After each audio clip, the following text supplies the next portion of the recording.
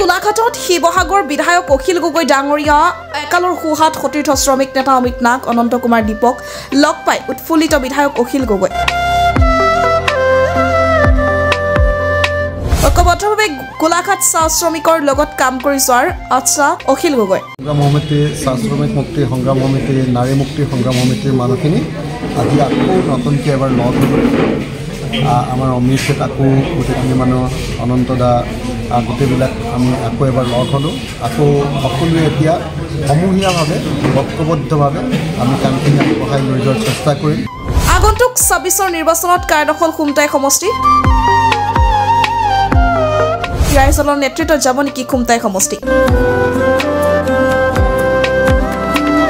শিৱসাগৰৰ বিধায়ক অখিল গগৈ কি পাতিলে চাহ শ্ৰমিক নেতাৰ লগত কানে কানে সংগ্ৰাম সমিতি চাহ শ্ৰমিক মুক্তি সংগ্ৰাম সমিতি নাৰী মুক্তি সংগ্ৰাম সমিতিৰ মানুহখিনি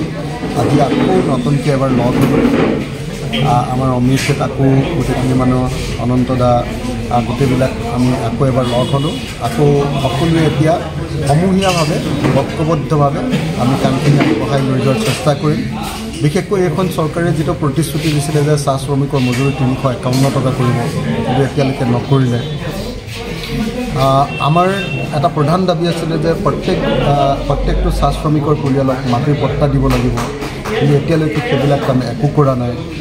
এই প্ৰত্যেকটো প্ৰশ্ন চাহ শ্ৰমিকৰ মূল যিবিলাক প্ৰশ্ন সেই প্ৰশ্নবিলাক আকৌ উত্থাপন কৰিবৰ কাৰণে আকৌ আগবঢ়াই লৈ যাবৰ কাৰণে আৰু চাহ শ্ৰমিকৰ মৰ্যাদা সহকাৰে